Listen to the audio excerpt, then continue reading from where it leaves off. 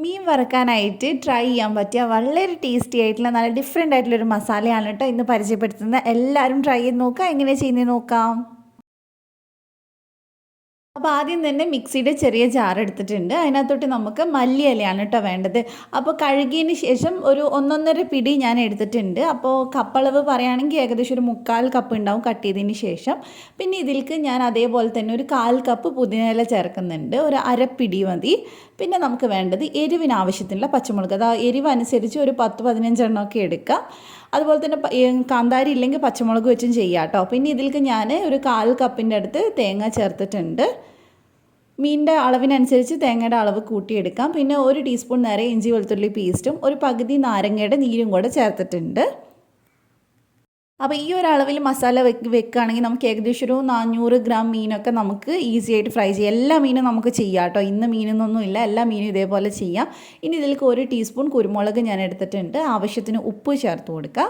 അതേപോലെ തന്നെ ഒരു 1/4 ടീസ്പൂൺ മഞ്ഞൾപ്പൊടിയും കൂടെ നമുക്ക് ഇതിലേക്ക് ചേർത്ത് കൊടുക്കാം. ഇനി നമുക്കിതിനൊന്ന് അരച്ചെടുക്കണം. വെള്ളം ചേർക്കാതെ വേണം നമ്മൾ അരച്ചെടുക്കാനായിട്ട്. അപ്പോൾ അത് നന്നായിട്ട് അരച്ചെടുത്തിട്ടുണ്ട്. ഈ ഒരു പരുവത്തിലാണ് കേട്ടോ ഉണ്ടാവുക. നല്ലൊരു ഗ്രീൻ കളറിലുള്ള മസാലയാണ്.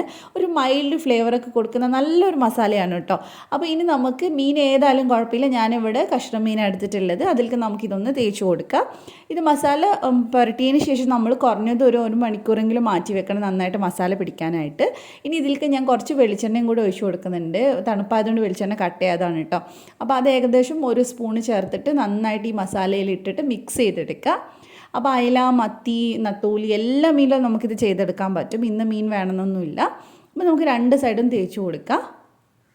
അപ്പോൾ ഇനി ഇത് 1 മണിക്കൂർ മാറ്റി വെച്ചതിന് ശേഷം കുറച്ച് വെളിച്ചെണ്ണ വെച്ചിട്ട് അതിലേക്ക് കടുകും അതുപോലെ തന്നെ കറിവേപ്പിലയും പൊട്ടിച്ചതിന് ശേഷം അതും ഇതിൻ്റെ മേലെ ചേർത്ത് കൊടുക്കുന്നുണ്ട്. ഒരു 1/2 ടീസ്പൂൺ കടുകും ഒരു കുറച്ച് കറിവേപ്പിലയും മതി.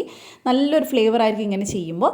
ഞാനിനി ഇത് വാഴയിലയിൽ പൊള്ളിച്ചെടുക്കുകയാണ് ചെയ്യുന്നത്. നന്നായിട്ട് കെട്ടിയെടുക്കുക. ഇതിന് പകരം ഫ്രൈ ചെയ്തെടുത്താലും കുഴപ്പമൊന്നുമില്ല. 2 രീതിയിലും നല്ല ടേസ്റ്റാണ്. അപ്പോൾ നമുക്കിത് ആവിയിൽ വെച്ചിട്ട് ഒരു 10-15 മിനിറ്റ് ഒന്ന് നന്നായിട്ടൊന്ന് വേവിച്ചെടുക്കാം. അപ്പോൾ ഞാൻ പറഞ്ഞ പോലെ ഫ്രൈ ചെയ്യാനാണ് ഇഷ്ടമെങ്കിൽ വെളിച്ചെണ്ണ ഒഴിച്ച് ഫ്രൈ ചെയ്തെടുത്താലും മതി കേട്ടോ. അപ്പോൾ ഇത് നന്നായിട്ട് ഇത് വെന്തിട്ടുണ്ട്. നല്ല അടിപൊളിയായിട്ട് വന്നിട്ടുണ്ട്. ഈ വാഴയില ഇങ്ങനെ തുറക്കുന്ന സമയത്ത് നല്ലൊരു മണമൊക്കെ ആയിരിക്കും. അപ്പോൾ നമുക്കിനി ഇതൊന്ന് തുറന്ന് നോക്കാം. ഇത് നമുക്ക് ചോറിൻ്റെ കൂടെ ആ ഒരു പച്ച മസാലയൊക്കെ ഉണ്ടല്ലോ അതൊക്കെ മിക്സ് ചെയ്ത് കഴിക്കുമ്പോൾ ഒരു പ്രത്യേക സ്വാദാണ്. നമ്മൾ സാധാരണ ചുമന്ന കളറിലല്ലേ ചെയ്യാറുള്ളത്. അപ്പോൾ എല്ലാവരും ഇതുപോലെ ഒന്ന് ട്രൈ ചെയ്ത് നോക്കുക, ഇഷ്ടമാവും.